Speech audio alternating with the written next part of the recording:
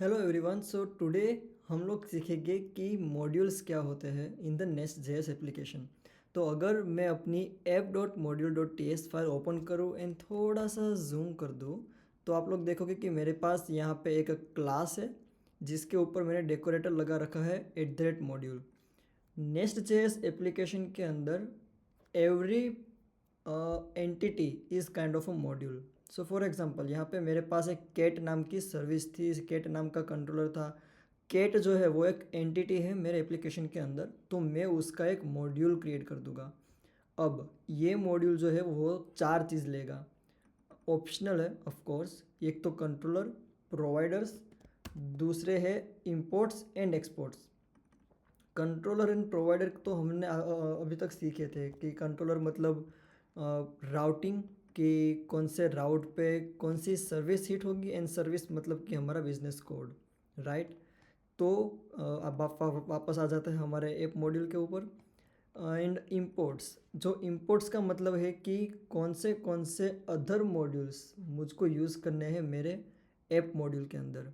ये बहुत ही important part है। नेस्ट जेएस एप्लीकेशन के अंदर ये लोग रिकमेंड करते हैं कि आप अपना कोड जो है वो मॉड्यूलराइज रखो, मतलब कि हो सके उतने मॉड्यूल्स में अपना कोड डिवाइड करो ताकि कॉम्प्लेक्सिटी कम हो। लेकिन अगर मेरे पास दो मॉड्यूल है, एक है मेरे पास कार का मॉड्यूल, दूसरा मॉड्यूल है पर्सन मॉड्यूल। तो अगर मुझको ये दोनों मॉड्यूल के बीच में कुछ रिलेशनशिप चाहिए, या तो फिर मुझको जो कार मॉड्यूल है उसकी कोई सर्विस यूज़ करनी है अपने पर्सन मॉड्यूल के अंदर, तो वो मैं कैसे करूँगा? तो उसका आंसर ये है कि हम लोग इंपोर्ट करेंगे कार मॉड्यूल को, जैसे कि मैंने यहाँ पे कैट मॉड्यूल को इंपोर्ट कर रखा है। अब सवाल ये है कि कैट मॉड्यूल को सिर्फ इंपोर्ट करने से क्या मैं कैट सर्विसेज को यूज़ कर पाऊँगा? तो उसका आंसर है नहीं। अगर मुझको कैट मॉड्यूल की सर्विसेज जो है ये वाली, इसको अगर मुझको यूज़ करना है तो मुझको यहाँ पे लिखना पड़ेगा एक्सपोर्ट्स, और उसके अंदर फिर मुझको पास करना पड़ेगा कैट सर्विसेज।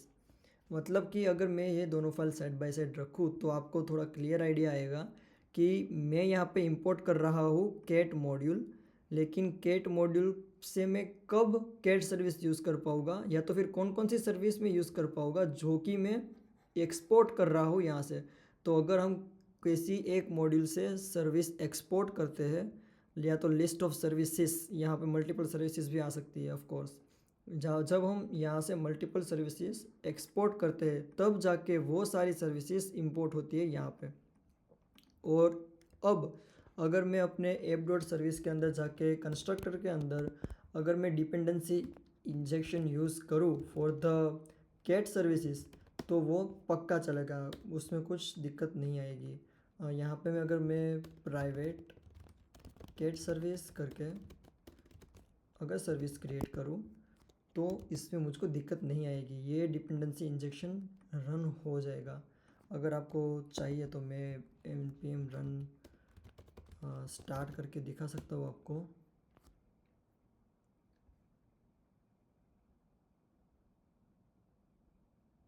ये ओके है, यहाँ पे हमने फाइल सेव नहीं की थी इसलिए। तो देखा, अगर अगर फाइल सेव नहीं करते तो वो एरर थ्रो करेगा कि ये जो सर्विस है वो एक्सपोर्ट नहीं होगी। लेकिन अब हमने फाइल सेव कर दी, वापस हम npm रन स्टार्ट करेंगे, then you can see application is running fine. So ये फाइल मैंने सेव नहीं की थी इसलिए वो एरर थ्रो कर रहा था। अगर मैं इसको वापस से रिमूव कर दूँ एंड अगर मैं अपने एप्लीकेशन को रिस्टार्ट करूँ तो वो मुझको वापस एरर थ्रो करेगा कि भाई कहीं से एक्सपोर्ट हो नहीं रहा, तो इंपोर्ट कहाँ पे कर रहे हो, कि ये जो मॉड्यूल है इसके अंदर कोई फाइल इंपोर्ट कैसे करे, कि क्योंकि एक्सपोर्ट ही नहीं हो रहा।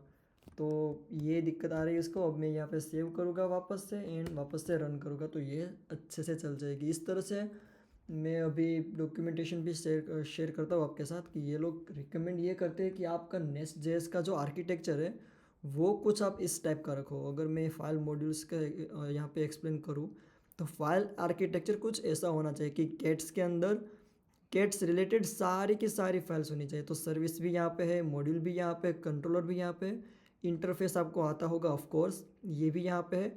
डीटीओ के बारे में हम आगे जानेंगे। डीटीओ मतलब डेटा ट्रांसलेशन ऑब्जेक्ट, ये डेटाबेस के साथ डील करने पे हमको काम में आता है। तो मतलब in the moral of the story कि मॉड्यूलराइज अपना कोड रखने के लिए हम लोग मॉड्यूल्स का यूज़ कर सकते हैं। एंड नेक्स्ट जेस खुद रिकमेंड करता है कि आप जितने बने उतने ज़्यादा मॉड्यूल्स क्रिएट करो ताकि आपकी कॉम्प्लेक्सिटी कम हो जाए। एंड यही है कि इंपोर्ट करना होता है, एक्सपोर्ट करना होता है। जैसे ही इंपोर्ट करेंगे कैट्स मॉड्यूल को ऐप मॉड्यूल के अंदर, तो हम जो भी चीज़ें एक्सपोर्ट हो रखी है, अगर यहाँ पे कुछ एक्सपोर्ट हो नहीं रखा तो वहाँ पे एरर थ्रो करेगा। अगर हमको चाहिए कि हम एक कैट सर्विस यूज़ करें तो हमको उसको एक्सपोर्ट करना पड़ेगा कैट सर्विसेज को। तो यही सारी चीज़ें हैं। फिर डिपेंडेंसी इंजेक्शन हम यूज़ कर पाएंगे एक बार वो जब एक्सपोर्ट हो गई तब। एंड डायनेमिक मॉड्यूल करके एक चीज़ आती है, वो हम बाद में सीखेंगे, अभी नहीं। एंड या दैट्स इट। यही है मॉड्यूल के अंदर सिर्फ 4 कीवर्ड्स है: import, export, controller and provider. Controller and provider का तो हमने देख रखा है ऑलरेडी, ये इंपोर्ट एक्सपोर्ट आज हमने देख लिया। तो मोरल ऑफ द स्टोरी यही है कि आप ज़्यादा से ज़्यादा मॉड्यूलराइज कोड करें अपना, जिससे कॉम्प्लेक्सिटी कम हो during writing the code. And कभी कभी डिपेंडेंसी इंजेक्शन भी, मतलब सॉरी, सर्कुलर डिपेंडेंसी भी हो जाती है। फॉर एग्जांपल, अगर आप कार सर्विस के अंदर पर्सन मॉड्यूल इंपोर्ट कर रहे हैं एंड पर्सन मॉड्यूल के अंदर कार सर्विस का मॉड्यूल, सॉरी, कार मॉड्यूल वापस से इंपोर्ट कर रहे हैं, सॉरी मैंने मैशअप कर दिया सर्विस एंड मॉड्यूल के बीच में। लेकिन आप कार मॉड्यूल के अंदर पर्सन मॉड्यूल इंपोर्ट कर रहे हैं एंड पर्सन मॉड्यूल के अंदर कार मॉड्यूल इंपोर्ट कर रहे हैं, हाँ, तो डिपेंडेंसी इंजेक्शन के दौरान आपको एरर आएगी कि सर्कुलर डिपेंडेंसी है, दोनों मॉड्यूल्स एक दूसरे के ऊपर डिपेंडेंट है।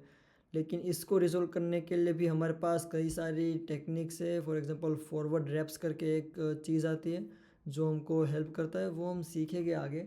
कि सर्कुलर डिपेंडेंसी अगर मैं सर्च करूँ तो यहाँ पे अलग से पूरा एक सेक्शन ही दे रखा है कि सर्कुलर डिपेंडेंसी को कैसे हैंडल करते हैं। सर्कुलर डिपेंडेंसी अलग से सेक्शन कहाँ पे था, इसमें ही है सर्कुलर डिपेंडेंसी।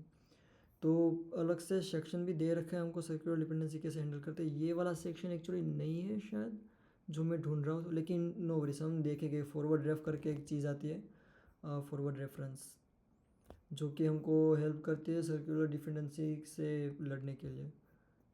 कम ऑन, हाँ, ये था सेक्शन जो मैं ढूंढ रहा था, सर्कुलर डिपेंडेंसी वाला। तो ये फॉरवर्ड ड्राइव करके एक चीज़ आती है जो हमको मदद करती है सर्कुलर डिपेंडेंसी को अवॉइड करने में। तो ये हम देखेंगे आगे सेक्शन में है, जब वहाँ तक पहुँचेंगे तब देखेंगे। हम पहुँचे अभी मिडल मॉड्यूल्स पे, नेक्स्ट हम देखेंगे मिडलवेयर। Thank you.